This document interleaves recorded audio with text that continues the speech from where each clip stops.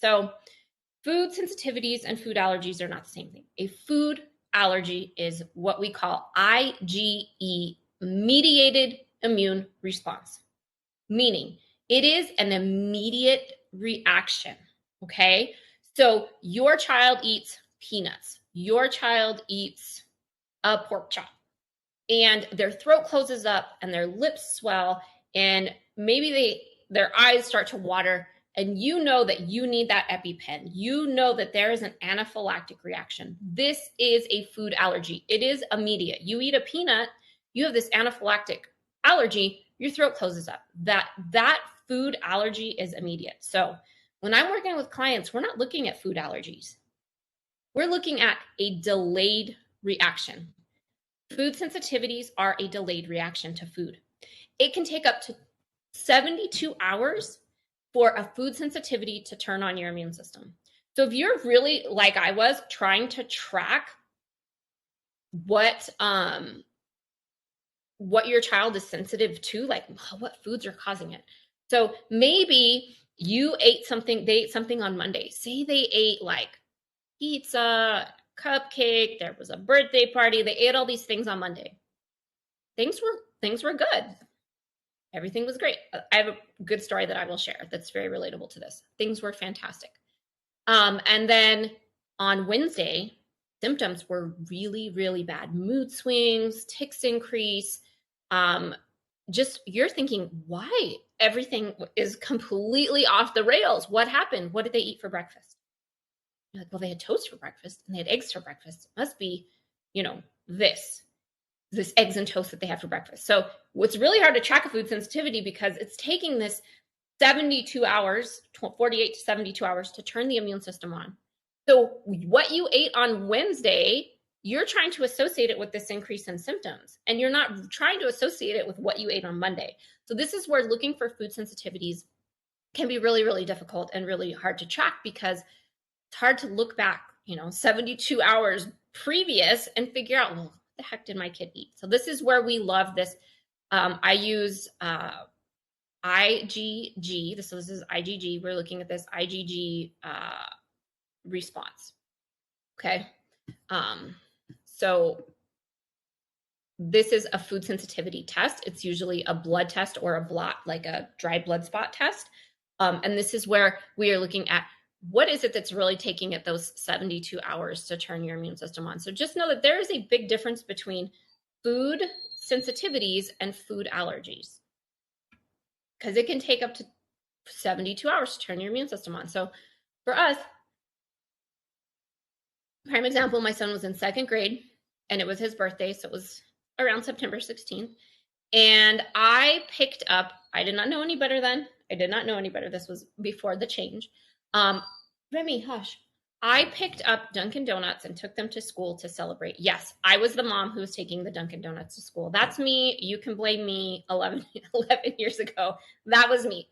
So I'd take the Dunkin' Donuts to school. And at this point, I was in regular communication with the teacher. Like, how is his behavior every day? How are his tics every day? What are the disruptions like every day? We were in constant communication every single day.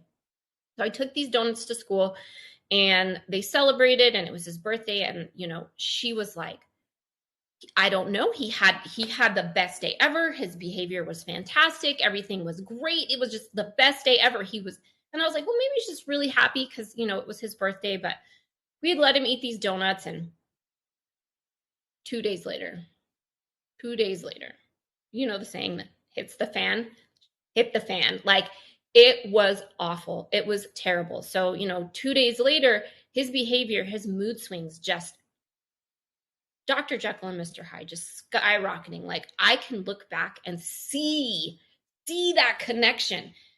I was not connecting those donuts to that behavior 48 hours later. I was just thinking, well, what did he eat for breakfast that morning? So for me, I can now look back and see like, oh my God, it was these donuts. And that for me was this really kind of sticking point for me about my son. And now that I know what I know about all the food sensitivities and he actually does have an allergy, a true allergy to casein. So we can't handle dairy. But really this food sensitivity piece. And now he can track his own body. He knows, like, if he goes out with friends and he eats pizza, He 48 hours later can tell me, oh my gosh, I cannot regulate my mood. I'm so angry. I just want to cry at everything. And he's a 17-year-old boy. So that for me was a big piece where I can now look back and connect those dots. So food sensitivities and food allergies, not the same thing. Here's the number one big question that I get all of the time is, why does my child, especially if it's an older child, why does my child have food sensitivities now? Why weren't they born with food sensitivities? Why do they have food sensitivities now? They didn't have them when they were 1 or 2, but now that they're 5 or 6, they have all these food sensitivities. Or now that they're 12 or 13, they have all of these food sensitivities. So why is it that they have this now? What's happening now? So yes, most times your child is not born with a food sensitivity because your child is getting these really good nutrients that help to seal the gut. So just like a sidewalk, your gut has what's called tight gap junctions. So just like a sidewalk is held really tightly together, you don't want weeds coming through your sidewalk. It is the same exact thing with your gut. You only want micronutrients to get through these tight gap junctions. That's it, just micronutrients. But what happens is we get a lot of inflammation. That inflammation pushes those tight gap junctions apart, and we end up with gaps. Hello, leaky gut. And when that happens, this makes way for undigested food particles, toxins, pathogens, medications to get right into the bloodstream. And then your immune system goes, doot, doot, doot, doot. What is that? That does not belong there. High alert, high alert, high alert. Turning on your immune system. And your immune system is really going to be a whole body. It is not just, oh, my immune system and my pinky finger. It is whole body. You actually have specialized immune cells in your brain that even get activated from things like a food sensitivity. So we have all of this time where we are eating foods like gluten. Gluten is really number one. We know, studies out of Harvard, some of the coolest scientific videos I have ever seen. They are really some of my favorites, is the studies that they do on people who are gluten sensitive, celiac disease, recovering celiacs, and then people who are like, gluten doesn't bother me. I'm good. I can eat gluten. Every single one of them, every one of them, when they eat gluten, these really cool videos show this leaky gut start to happen. So we have to think about like, all right, well, we start to have some dairy, which is inflammatory. We start to have some gluten, which is inflammatory. We start to eat all of these gluten-free grains like oats and rice. Think about some of those first foods that you start shoveling in your child's mouth, because I can think about them like, oh, they need the rice cereal. They need the oats. You start giving them grains first. So grains are super inflammatory. We as human beings do not really have the enzymes to break them down. So even when we talk about gluten-free, we know that there are some foods that are very inflammatory to the gut. Maybe your kid has chronic ear infection, so they've taken a bunch of antibiotics like mine did. Or maybe they had reflux and they took some Zantac like mine did. There are all of these what I call perfect storm factors that really contribute to this overall leaky gut. So the time that your child gets to be 5 or 6, or the time that they get to be 12 or 13, depending on what we're looking at, they start to have these reactions. And a lot of them is what we're looking at is this neuroimmune reaction. Your immune system gets turned on and you have a neurological reaction. So the cause, the root is not in your brain. The root is from the immune system. What is turning the immune system on? So when we're looking at this food sensitivity piece, it is only one piece of the puzzle, because here's what happens. We end up with this perfect storm. We call it a triggering event. And for the kids I'm working with, it is multiple triggering events, multiple. After all of the hundreds of tests I've done on all of the kids that I worked with, all of the, excuse me, thousands of genetics tests I've looked at from other providers and also from, my own clients, is we have this perfect storm. So it's food, it's toxins from the environment, it's genetic predisposition, it's we're not sleeping enough, it's too much screen time, it's too much sugar, which is, we'll consider that a food. It's stress, it's we're sitting on our butts all day long, It's underlying infections. I've seen a lot of kids with some underlying infections. So we have to think about all of these contributing factors that are really leading to our child's symptoms. Tics are not the problem. Tics are a sign that there is a problem. Tics are a sign that there is something going on underneath the hood. And we have to figure out what that is. And food sensitivities are just one of them. So when we're talking about food sensitivities, there are some things that are the most inflammatory for the gut. Gluten and dairy being the two most inflammatory foods, the two most. All dairy, and sometimes kids will come back on a food sensitivity test and it'll say beta casein, and then it'll say they can eat goat's milk. And I'm going to say, no, we're still getting that casein. We have to take out all dairy. Dairy is very, very inflammatory. And when we take into account that genetic piece, we are also able to see like, ooh, you are going to eat gluten and dairy and it's going to light you up like putting lighter fluid on a fire. So gluten, dairy, corn, soy, eggs, peanuts, nightshades.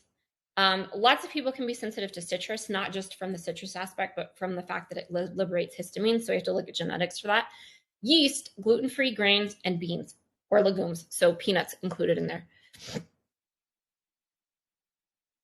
So there are some really inflammatory foods that maybe you're just feeding to your kid all the time, like eggs all the time.